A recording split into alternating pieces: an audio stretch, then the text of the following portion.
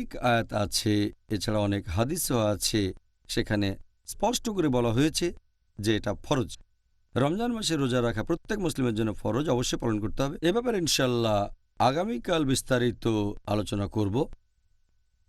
আল্লাহ সুবহানাহু ওয়া তাআলা পবিত্র কোরআনে বলেছেন, সূরা বাকারা অধ্যায় নম্বর 2 আয়াত 183, ইয়া আইয়ুহাল্লাযিনা আমানু, হে মুমিনগণ, কুতিবা আলাইকুমুস সিয়াম কামা কুতিবা আলাল্লাযিনা মিন ক্বাবলিকুম লাআল্লাকুম তাত্তাকুন। যার অর্থ, হে মুমিনগণ, তোমাদের জন্য সিয়ামের বিধান করা হয়েছে যেমন করে এই বিধান দেওয়া হয়েছিল তোমাদের পূর্ববর্তীগণকে, যাতে করে আত্মসংযম শিখতে পারো। এখানে যে আরবি শব্দটা আছে সেটা কুতিবা, মানে বিধান করে দেয়া, নির্দিষ্ট করে দেয়া। অন্যান্য ফরজ কাজগুলোর পাশাপাশি বিধান করে দেওয়া হয়েছে, তোমাদের জন্য আবশ্যিক করা হয়েছে যে তোমরা রোজা রাখো। তোমাদের পূর্ববর্তীদের জন্য এটা আবশ্যিক করা হয়েছিল, তার মানে আমাদের আগে অন্যদের জন্য এটা আবশ্যিক ছিল, ইহুদি আর খ্রিস্টান এদের জন্য। তারপর আবশ্যিক করা হয়েছে মুসলিমদের জন্য, ইয়া আইয়ুহাল্লাযিনা আমানু, মুমিনদের জন্য। এছাড়াও বলা হয়েছে 1 নম্বর এটা তোমাদের জন্য আবশ্যক, 2 নম্বর তোমাদের আগে যারা ছিল তাদের জন্য, 3 নম্বর পয়েন্ট লাআল্লাকুম তাত্তাকুন, তোমরা যাতে শিখতে পারো আত্মসংযম। এই আরবি শব্দ তাত্তাকুন এর মূল শব্দটা ওয়াকাহ।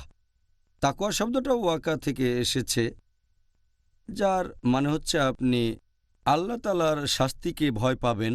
এক কথায় তাকওয়া শব্দের অর্থ হচ্ছে আল্লাহ সুবহানাহু ওয়া তাআলাকে মেনে চলা, ধার্মিকতা আর ন্যায়নিষ্ঠতা। এখানে আল্লাহ বলেছেন তোমাদের জন্য রোজার বিধান দেওয়া হয়েছে যাতে করে তোমরা শিখতে পারো আত্মসংযম, যাতে শিখতে পারো তাকওয়া, যাতে তাকওয়া বৃদ্ধি করতে পারো আল্লাহকে মেনে চলায়, ন্যায়নিষ্ঠতায়, ধার্মিকতায়। আর যখন কেউ রোজা রাখে তখন যেটা হয়, সে ক্ষুধার্ত থাকে। দেখবেন যখন কেউ ভরপেটে থাকে সেটাই তাকে এনার্জি দেয়।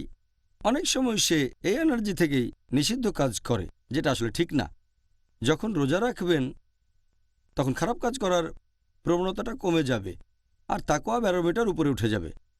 সেজন্য রোজা পালন করলে আপনি মুত্তাকি হতে পারবেন, তাকওয়া বৃদ্ধি করতে পারবেন।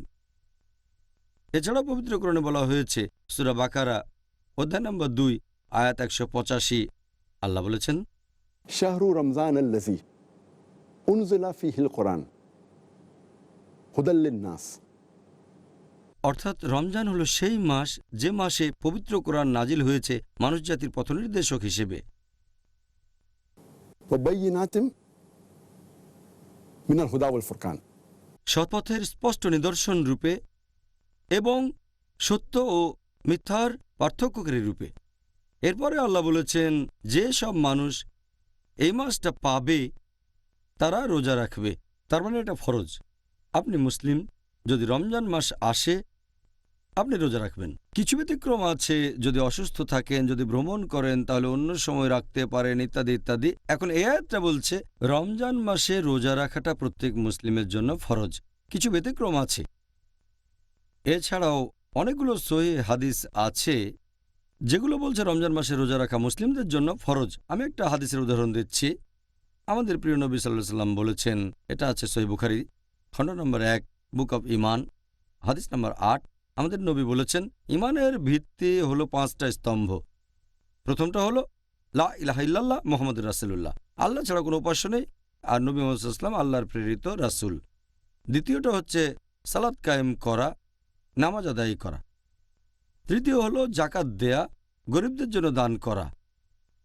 চতুর্থ হলো হজ পালন করা, পবিত্র শহর মক্কায় গিয়ে হজ করা। আর পঞ্চমটা হচ্ছে সাওম পালন করা, অর্থাৎ রোজা রাখা। তাহলে নবী সাল্লাল্লাহু আলাইহি ওয়াসাল্লামের এই হাদিস সহিহ বুখারী খণ্ড নম্বর 1 বুক অব ঈমান হাদিস নাম্বার 8, এখানে বলা হয়েছে যে রোজা হচ্ছে ইসলামের একটা স্তম্ভ। শুধু ফরজই নয়, ইসলাম ধর্মের মূল বিশ্বাসের একটা স্তম্ভ। এটা ইসলামের সবচেয়ে গুরুত্বপূর্ণ যে 5টা কাজ, তার মধ্যে রোজা একটা। তাহলে এখান থেকেই আমরা বুঝতে পারছি সব মুসলিমের জন্যই রোজা রাখা ফরজ। হ্যাঁ, আপনি এখানে একেবারে পরিষ্কার করে ব্যাপারটা ব্যাখ্যা করলেন। এখন সবার উচিত এই উপদেশগুলো নিয়ে রমজান মাসে রোজা রাখা, ইনশাআল্লাহ। এবারে পরের প্রশ্নটা হলো রোজা রাখার ইতিহাস নিয়ে। রোজা রাখার এই যে সময়টা বা যেসব কারণে এই রোজা ভেঙে যায় এ সম্পর্কে আপনি আগেই বলেছেন। এখন মুসলিমদের জন্য এই রোজা রাখার নিয়মটা কি সবসময় একই রকম ছিল, নাকি অন্য কোনোভাবে রোজা রাখতেন মুসলিমরা? মুসলিমদের কথা যদি বলতে হয়, প্রথম যখন পবিত্র কোরআনে রোজার কথা বলা হয়, সূরা বাকারা অধ্যায় 2 আয়াত 183, এটা আমি আগেও বলেছি যে রোজা রাখা ফরজ। সে সময় মুসলিমরা প্রত্যেক মাসে 3 দিন রোজা রাখত। পরবর্তীতে যখন আরেকটা আয়াত নাজিল হলো সূরা বাকারা অধ্যায় 2 আয়াত 185, এটার কথা আগেও বলেছি আমি, যে এই পবিত্র রমজান মাসে কোরআন নাজিল হয়েছে মানুষ জাতির পথনির্দেশক হিসেবে, সৎপথের নিদর্শন হিসেবে, আর সত্য মিথ্যার পার্থক্যকারী রূপে। সুতরাং যেসব মুসলিম এই মাসটা পাবে তারা রোজা রাখবে। তখন থেকে মুসলিমদের জন্য ফরজ হলো যে তারা পুরো রমজান মাসটা রোজা রাখবে। প্রথমে রোজা থাকতো প্রত্যেক মাসে 3 দিন, তারপর হলো পুরো 1 মাস রোজা শুধু রমজান মাসে। এরপর রোজার সময় কি করা যাবে না, যেসব কাজ করলে রোজা ভাঙবে, তার একটা হচ্ছে সহবাস করা নিজের স্ত্রীর সাথেও। প্রথম দিকে যখন সূরা বাকারা অধ্যায় 2 আয়াত 185 নাজিল হয়েছিল, সেখানে এই ব্যাপারে বিস্তারিত বলা হয়নি। তাই সে সময় মুসলিমরা স্ত্রীর সাথেও সহবাস করা থেকে বিরত থাকত পুরো রমজান মাস, এমনকি রাতের বেলাতেও। তখন অনেক সাহাবী অনেক মুসলিমদের জন্যই কষ্টকর হয়ে দাঁড়ালো। এ প্রসঙ্গে আমার একটা ঘটনা মনে পড়ে গেল। পবিত্র কোরআনের একটা তাফসিরে এটার উল্লেখ করা হয়েছে।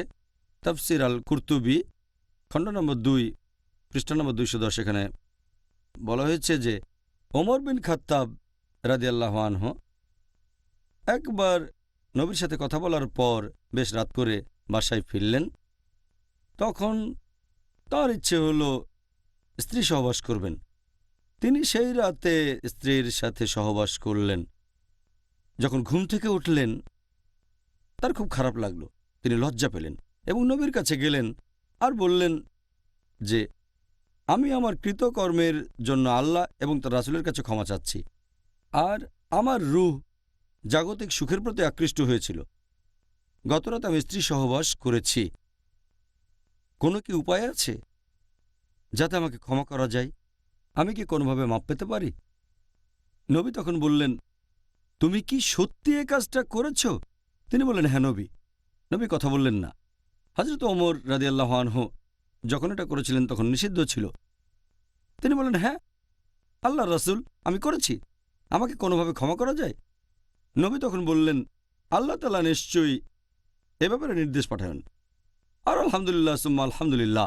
এর পরেই নাজিল হলো সূরা বাকারার আরেকটা আয়াত, অধ্যায় নম্বর 2 আয়াত 187 নাজিল করা হলো।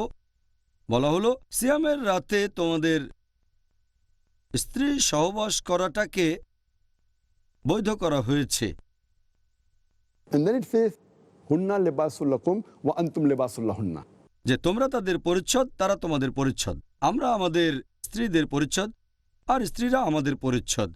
আল্লাহরও বলেছেন, আমি জানি তোমরা নিজেদের উপর অবিচার করছিলে, আল্লাহ তোমাদের ক্ষমা করেছেন, আর এখন থেকে তোমরা স্ত্রীদের সাথে মিলিত হও রমজান মাসের রাতের বেলায়, আর পানাহার করো যতক্ষণ না রাতের কালো রেখা হতে সকালের শুভ্র রেখা তোমাদের কাছে স্পষ্ট হয়। তাহলে যখন এই আয়াতটা নাজিল হলো সূরা বাকারা অধ্যায় 2 আয়াত 187, তখন নিয়মটা একটু শিথিল হয়ে গেল যে রমজান মাসে রাতের বেলায় স্ত্রী সহবাস করতে পারবেন, তবে দিনের বেলায় বিরত থাকতে হবে। এছাড়াও খাওয়া দাওয়ার কথা বলতে গেলে প্রথম দিকে সূরা বাকারা অধ্যায় 2 আয়াত 187 নাজিল হওয়ার আগে মুসলিমরা খাওয়া দাওয়া করত সূর্য ডোবার পরে। যখন ঘুমিয়ে পড়ত তারপর আর খেতে পারত না। এরপর তারা আবার খেত তার পরের দিন সূর্য ডোবার পরে। একবার একটা ঘটনা ঘটল যে এক সাহাবী কায়েস রাদিয়াল্লাহু আনহু, তিনি খুব পরিশ্রম করতেন, সে সময় রোজা ছিলেন। সূর্য ডুবে গেলে তিনি বাসায় আসলেন আর তার স্ত্রীকে বললেন যে আমাকে কিছু খেতে দাও। স্ত্রী বললেন, ঘরে তো কোনো খাবার নেই, আমি বাইরে থেকে খাবার নিয়ে আসি। তার স্ত্রী খাবার আনতে চলে গেলেন। কায়েস খুবই ক্লান্ত ছিলেন, সারাদিন কাজ করেছেন। তার স্ত্রী খাবার নিয়ে আসতে আসতে তিনি ঘুমিয়ে পড়লেন। যখন স্ত্রী খাবার নিয়ে ঘরে আসলেন তিনি দেখলেন যে তার স্বামী ঘুমিয়ে পড়েছেন। তাহলে তো কিছু করার নেই, ঘুমিয়ে পড়লে তো আর খাওয়া যাবে না। এভাবে সেই রাতে তিনি কিছু খেলেন না। পরের দিনও রোজা থাকলেন, আর সেদিন বিকেলের দিকে অসুস্থ হয়ে পড়লেন। লোকজন তখন নবীর কাছে বলল যে এরকম ঘটনা ঘটেছে, একবার ঘুমিয়ে পড়লে তো আর খাওয়া যাবে না। তারপর কোরআনের এই আয়াতটা নাজিল হলো, সূরা বাকারা অধ্যায় 2 আয়াত 187। বলা হয়েছে, সিয়ামের রাতে স্ত্রী সহবাস এবং পানাহার করতে পারবে যতক্ষণ না রাতের কালো রেখা সকালের শুভ্র রেখা থেকে স্পষ্ট হয়। তখন থেকে হলো সেই নিয়ম যেটা এখন আমরা মানি, যে রোজা মানে আপনি খাবার, পানীয় বা পুষ্টি থেকে বিরত থাকবেন, সহবাস করা থেকেও বিরত থাকবেন, সূর্যোদয় থেকে শুরু করে সূর্যাস্ত পর্যন্ত। আর নিয়ত করবেন যে এটা করছেন আল্লাহ তাআলার জন্য, এটা ইবাদতের একটা অংশ। এটা হলো সংক্ষেপে আমাদের রমজানের ইতিহাস। ব্যাপারটা খুব ইন্টারেস্টিং। আমরা সাহাবিগণের তুলনায় অনেক বেশি সুবিধা পেয়েছি, আলহামদুলিল্লাহ। ভাই ও বোনেরা, ইনশাল্লাহ আবার দেখা হবে একটা ছোট্ট বিরতির পর।